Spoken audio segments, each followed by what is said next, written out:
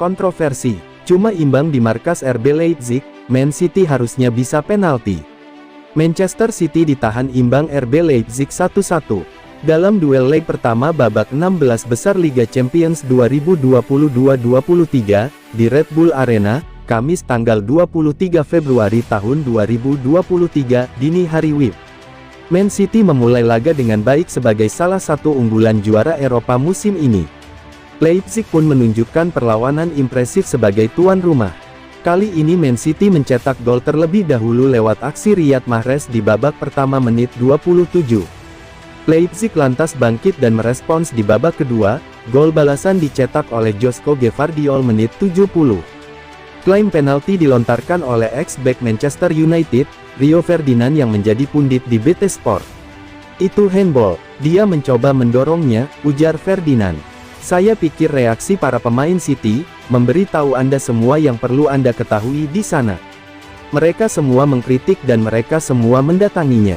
Sementara itu, ex-wasit Premier League, Peter Walton yang juga menjadi pundit, di BT Sport, merasa heran dengan keputusan wasit yang memilih tak mengecek VAR. VAR tidak memeriksanya. Saya memiliki monitor yang terhubung dengan UEFA, yang memberi tahu saya ketika VAR sedang memeriksa insiden, tutur Walton. Kejadian khusus ini tidak diperiksa, dan saya merasa terkejut.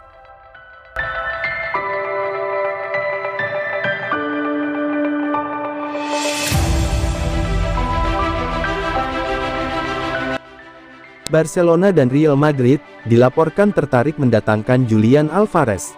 Menurut sebuah laporan outlet Spanyol Vichajes, Manchester City akan mengikat Julian Alvarez dengan kontrak baru.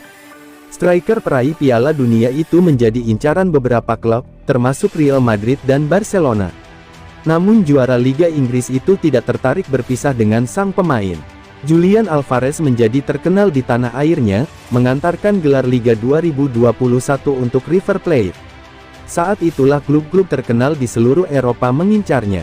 Dan Manchester City memenangkan perlombaan, untuk mendapatkan jasa pemain internasional Argentina itu pada Januari tahun 2022.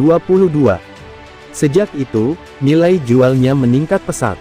Sosok pemain berusia 23 tahun itu secara bertahap meningkat di Manchester City, mengumpulkan 9 gol dan 2 assist dalam 29 penampilan. Alvarez juga telah mencicipi kesuksesan di pentas internasional, dengan menjuarai Piala Dunia FIFA 2022 bersama Argentina. Dan kiprah sang pemain, telah menarik perhatian Real Madrid dan Barcelona. Dengan kemungkinan, Mariano Diaz akan hengkang dari Santiago Bernabeu pada musim panas, Real Madrid akan membutuhkan pengganti. Dan Alvarez telah muncul sebagai target yang layak. Striker pemenang Piala Dunia awalnya dapat berbagi waktu permainan, sebelum bersaing dengan Endrick, untuk memperebutkan tempat striker pilihan pertama.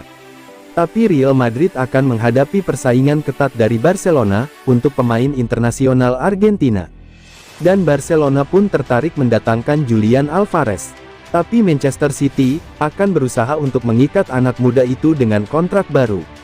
Meski Alvarez tiba di Etihad musim panas lalu, juara Premier League itu tak mau mempertaruhkan masa depannya. Jadi tidak mengherankan jika Manchester City akan memberikan kontrak baru, kepada striker pemenang Piala Dunia itu.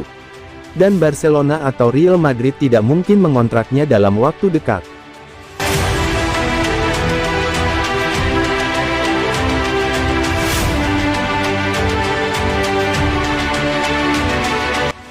Keputusan aneh, Pep Guardiola disorot saat Man City gagal menang di Liga Champions. Keputusan aneh Pep Guardiola disorot saat Man City gagal menang, di markas RB Leipzig di Liga Champions, sang pelatih malah banyak mengeluh. Hasil yang diraih Manchester City, pada 16 besar Liga Champions menjadi sorotan. Pasalnya, anak asuh Pep Guardiola gagal mencuri kemenangan di markas RB Leipzig, Kamis tanggal 23 Februari tahun 2023.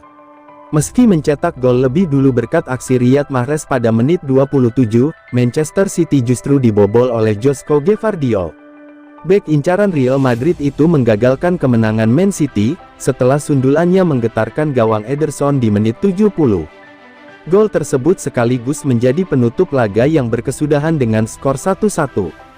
Pelatih Manchester City, Pep Guardiola juga dianggap sebagai sosok yang paling bertanggung jawab atas hasil imbang itu.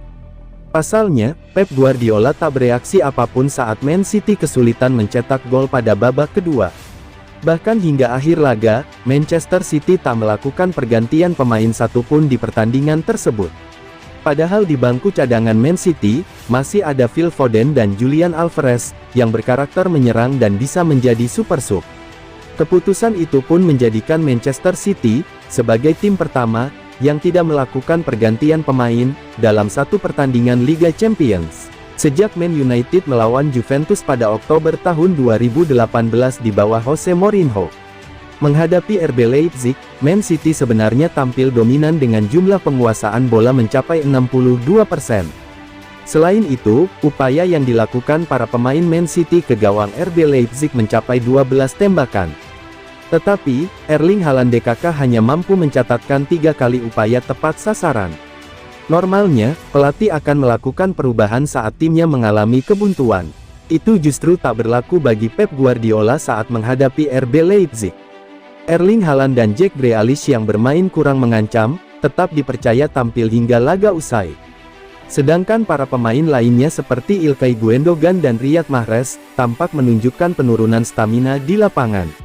Berbeda dengan itu, RB Leipzig mampu memaksimalkan pergantian pemain dengan menambah daya gedor.